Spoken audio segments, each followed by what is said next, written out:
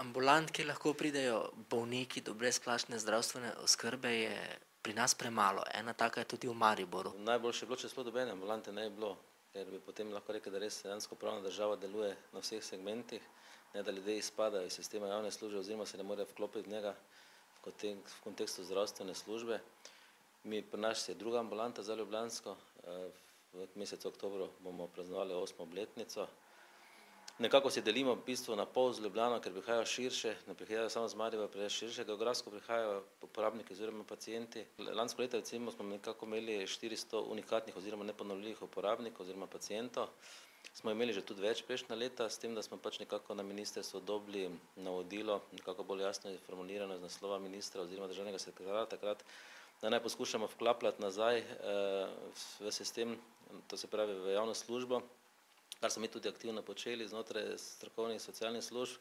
S kakšnimi boleznimi se pa upadate pri vas?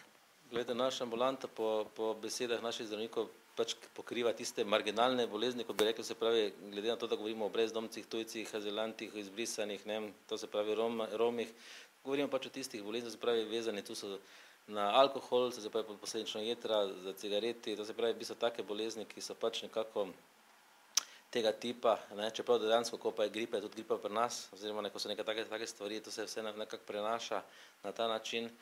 Drugače pa naša ambulanta v tem kontekstu nekako ta splošna. Koliko zdravnikov pa operira tukaj?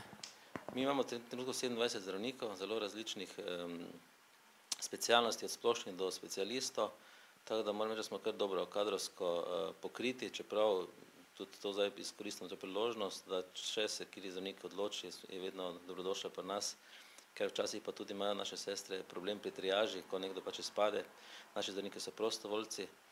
Celoten budžet letošnji bo zelo skromen, mislim, da bomo okrog 20 tisoč evrov, lani smo imeli 28 tisoč evrov, letos nekako nam ni uspelo na razpisu za ministrstvo za delo, družino in socialne zadeve.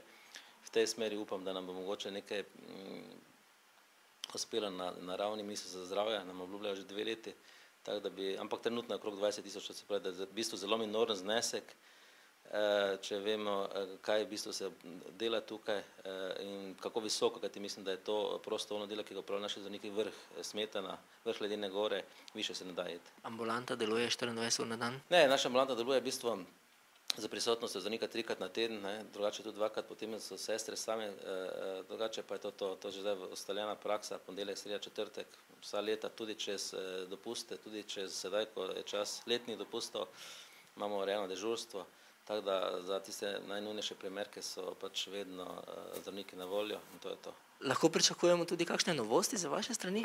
Ja, mogoče to je res priložnost, da povem, da nekje bomo probali realizirati dolgoletni plan, to se pravi, radi bi posegli tudi na zobozdravstveno varstvo.